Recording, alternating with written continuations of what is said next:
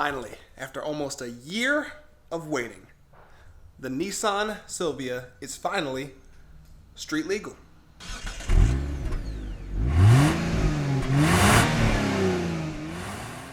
And in today's video, we are going to go over the process of street legalizing an import vehicle. So if you ever had any questions or any concerns about the process when it comes to legalizing your right-hand drive car, this is the video for you, so stick around. It's a beautiful day for the allergy gang. Allergy gang, I got you, but we're gonna push through it. All right, so what's going on, everybody? Welcome back to the channel. Welcome back to another video today.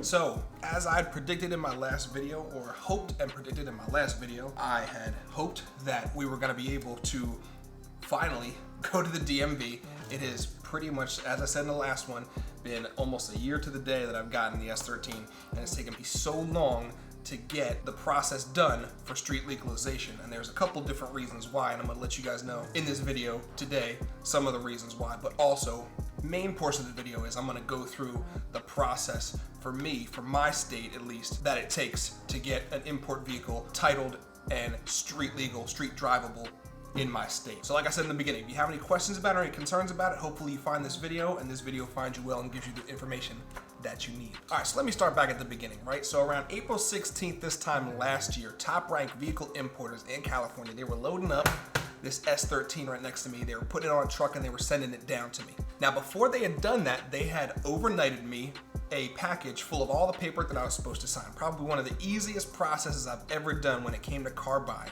was doing everything with Top Rank, everything online. So they overnighted it out to me, got it pretty much the next day with return shipping and everything already attached, signed everything, sent it back. So anyway, that was the car buying process done. Now, if you want to know more about purchasing an import vehicle, I also did a video on that, and I'll put the card up here somewhere up top in this video right now. So if you really want to, you can go back and see pretty much the outline, the skeleton for even purchasing an import vehicle in the first place. All right, so now the process of titling and registering an import vehicle.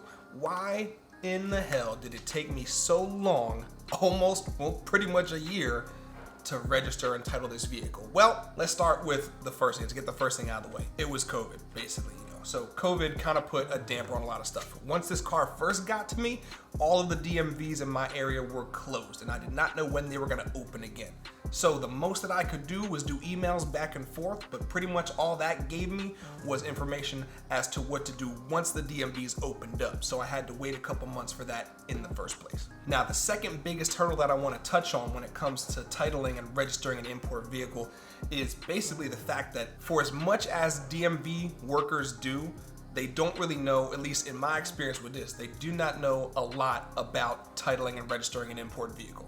All right, so we got the predicted obstacles out of the way in the first place. So now we get into the actual process. Now, the first step, which is kind of the unofficial step, but I'm gonna let you guys know anyway, is check with your state's local laws in the first place. Check with your local DMVs. If you're in Florida, it's a little bit more lenient, and that is why Top Rank had suggested that I get it titled in Florida, rather get a plate in California and everything else due to their strict emissions laws in the first place. So in this cover letter to my purchasing packet here, Top Rank pretty much lists out the 4 important pieces of paper that you're gonna need when it comes to titling an import vehicle. So the first thing you're gonna need is your EPA entry form, which is your 3520-1. The next thing is your DOT entry form, which is your HS-7. Next is your 3461, which is your customs release form. And the last is a 7501, which is your entry summary. So those last 2 forms are obviously it coming from Japan, getting onto the ship, and landing in the US. Your 3520-1, or the EPA entry form, of course, pretty much states what it is.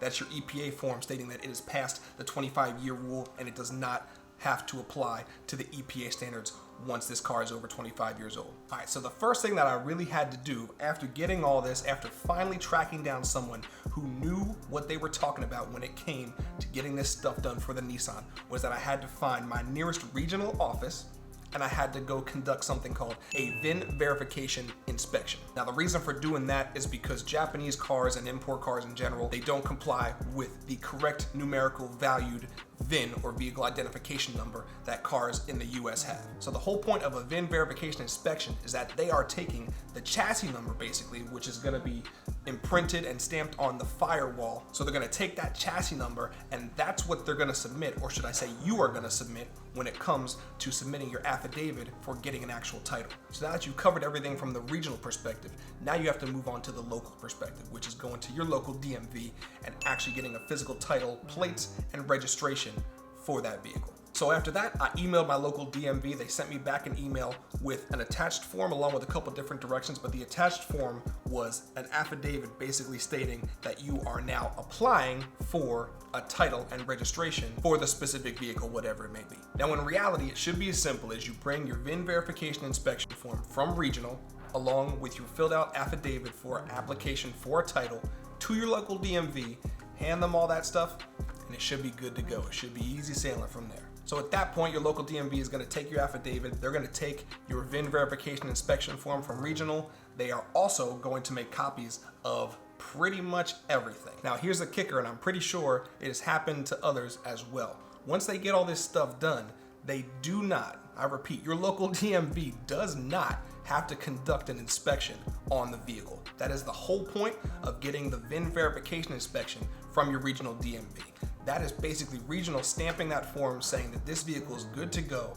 This is the VIN that we are going to use for the title. No further inspection is needed on this vehicle in order to get a title. So I think you pretty much guessed it. That is where we had our little bit of a hiccup with my local DMV. So at that point, then they just take down the basic information of the car. So they have to go over, again, the body type, the color, the make, model, year of the car, as well as the odometer reading, which is why they give you this affidavit to put all that on there. So you shouldn't have to tell them anything. So luckily, hiccups aside, we got everything taken care of. We got copies made, we got the affidavit filed, and I walked out with my license plate, with my registration, and with my title in hand for the Nissan after a small fee, but that's to be expected at any DMV. And really that was it. Like I said, it was an arduous process in the first place because of a lot of just misunderstandings when it came to talking via email or talking over the phone. So just make sure that you've got all your ducks in a row, so to speak. But overall, let me reiterate, especially if you're going through a broker, they should provide you with all these things. But if something comes up and they do not provide you with these things, make sure that you at least have these things on hand when it comes to titling an import vehicle. Make sure you got your EPA and DOT entry form, as well as your customs release and your entry survey. Those are probably going to be the biggest things that you're going to need moving forward if your car doesn't have a license plate on it or a title in the first place. But really, as long as you got all of those things, getting a title or applying for a title should be a breeze, hopefully in your case, rather than it was mine. But I think we've pretty much covered everything that we needed to go over when it comes to getting a title. So now we just move on to the next. The biggest step, the biggest hurdle is complete. The Nissan can be driven wherever. It's got a license plate on it. It's registered all the way into next year. So it's good to go. This baby is street legal. So of course, if this was informative or did answer a couple questions for you, just go ahead, toss it a like if you feel so inclined. But I think that about covers it for today's video. I, for one, feel like a weight has been lifted off my shoulders now that I've gotten pretty much the biggest step out of the way for this car. So it's going to be getting driven a whole lot more, and hopefully we should have some more fun for many kilometers to come in the Nissan. But as always, ladies and gentlemen, I will see you in the next video. Take care, YouTube.